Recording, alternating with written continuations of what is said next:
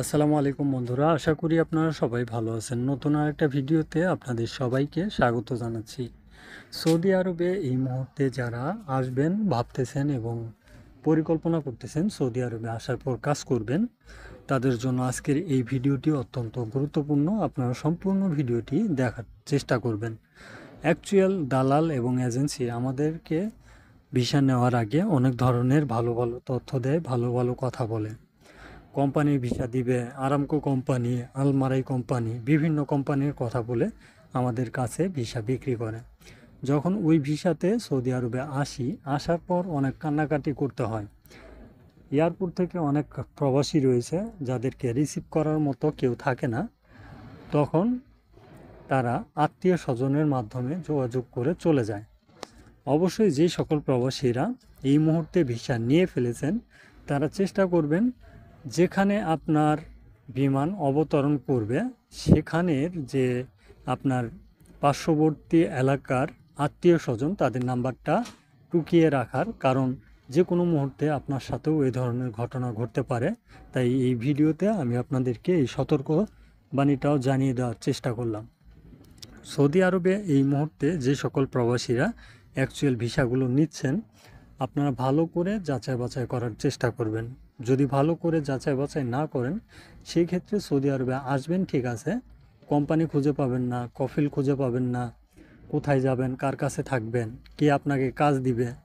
তার চাইতেও বড় একটা সমস্যা, সেই সমস্যাটা হচ্ছে আমাদের ম্যাক্সিমাম প্রবাসীর টাকা দিয়ে কিন্তু আসতে হয় বিদেশে, বিশেষ করে সৌদি আরবে।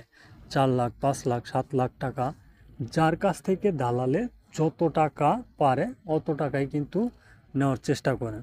তো সেই ক্ষেত্রে আপনার যেটা করণীয়, আপনি ওই ভিসাটা সঠিক কিনা, ভিসাটা যাচাই বাছাই করতে হবে, ভিসাটা ভালো রয়েছে কিনা, এগুলো কিন্তু যাচাই বাছাই করার পরে আপনি সিদ্ধান্ত নেবেন যে ওই ভিসাতে আসলে ঠিক হবে কিনা।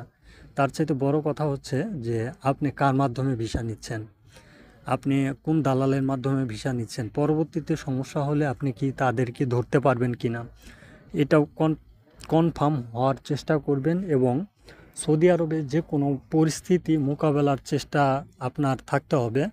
আর বিশেষ করে এই বর্তমান সিচুয়েশনে যে সকল প্রবাসীরা সৌদি আরবে আসতেছেন, তাদেরকে একটা কথা বলবো, আপনারা অবশ্যই সৌদি আরবে আসার আগে হাতের কিছু কাজ জেনে রাখার চেষ্টা করবেন। আপনি যে কাজগুলো শিখে আসলে আপনার অবশ্যই সৌদি আরবের প্রবাস জীবন ভালো হবে। তার মধ্যে হচ্ছে আপনি ইলেকট্রিকের কাজ শিখে আসতে পারেন, ওয়েল্ডিংয়ের কাজ শিখে আসতে পারেন, প্লাম্বারের কাজ শিখে আসতে পারেন, পাশাপাশি এসি, টিভি, ফ্রিজ, মেকানিক্সের কাজ শিখে আসতে পারেন। বিভিন্ন হাতের কাজ যেটা আপনার অবশ্যই অনেকটাই উপকারে পড়বে যদি কাজ পান কিংবা না পান। সেই ক্ষেত্রে অনেক সময় দেখা যায় যে আমরা একটা পরিকল্পনা করে আসি, সৌদি আরবে চলে আসছি, আসার পর অন্য আরেকটা চিন্তা ভাবনাতে আমাদেরকে পড়ে যেতে হয়, অন্য আরেকটা সিচুয়েশনে পড়ে যেতে হয়। আপনাকে বলল কোম্পানির ভিসা, আপনি আসার পর সাপ্লাই কোম্পানি পেলেন, ইকামা পেলেন না, কফিল খুঁজে পেলেন না, তখন কিন্তু আপনার একমাত্র সম্বল হচ্ছে হাতের কাজ, যেটা আপনি জানেন। সেই কাজের বিনিময়ে কিন্তু অ্যাকচুয়াল সৌদি আরবে আসলে আপনি পরবর্তীতে ওই কাজের উপর বেসিস করেই টিকে থাকতে পারবেন। সৌদি আরবের যে বর্তমান পরিস্থিতি বিরাজ করতেছে, অনেকটাই ভয়াবহ পরিস্থিতি বিরাজ করতেছে। বর্তমানে দালাল কিংবা এজেন্সি আপনাদেরকে ভালো ভালো কথা বলতেছে, কিন্তু সৌদি আরবের পরিস্থিতি অনুযায়ী আমি নিজে কিন্তু প্রমাণ, বর্তমান পরিস্থিতি অনেকটাই ভয়াবহ।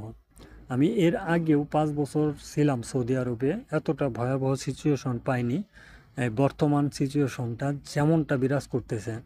তাই আপনারা অবশ্যই সতর্কতা অবলম্বন করার চেষ্টা করবেন। 100 বার ভাবার চেষ্টা করবেন যে সৌদি আরবে আপনি টাকা ইনভেস্ট করে আসবেন কি না। কারণ আপনি যেই টাকাটা ইনভেস্ট করে বর্তমান সময়ে আসবেন, এই টাকাটা তোলার জন্যই কিন্তু আপনার অনেক দিন, দীর্ঘদিন যাবত, মানে 2-3 বছর, 4 বছর এবং কি 5 বছরও লেগে যেতে পারে আপনার নিজের যে আসল টাকাটা যেটা দিয়ে আপনি বিদেশে আসলেন সেই টাকাটা তুলতে। আবার অনেকেই বর্তমান সিচুয়েশনে একটা বোকামি করতেছেন সৌদি আরবের ভিসা নেওয়ার ক্ষেত্রে। আপনারা অনেকেই অনেক চড়া সুদে টাকা নিচ্ছেন, অনেক কিস্তিতে টাকা নিচ্ছেন, ধানের উপরে যে যেভাবে পারতেছেন টাকা নিচ্ছেন।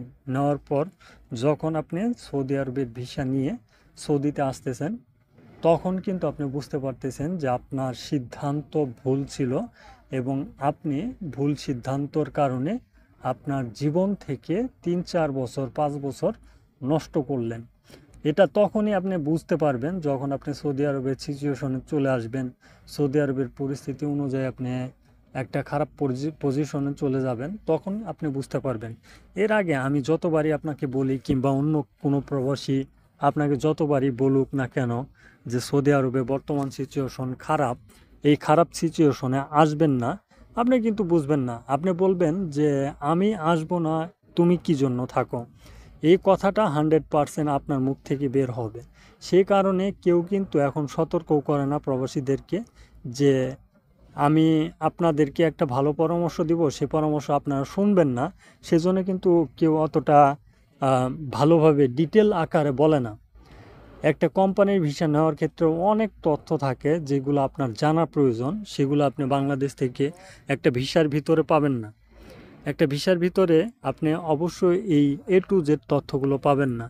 তো অ্যাকচুয়াল আপনি যার কাছ থেকে ভিসা নিচ্ছেন, যার মাধ্যমে ভিসা নিচ্ছেন, তাকে যদি ধরতে পারেন, তার কাছ থেকে এই যে টাকাগুলো দিচ্ছেন প্রমাণ রাখতে পারেন এবং স্ট্যাম্প নিতে পারেন, তাহলে আশা করা যায় মানে 10% ভালো হওয়ার সম্ভাবনা রয়েছে। আর বাকি 90% না ভালো হওয়ার সম্ভাবনা রয়েছে। তো সেই ক্ষেত্রে আপনাকে প্রথমে ভাবতে হবে যে আপনি সৌদি আরবের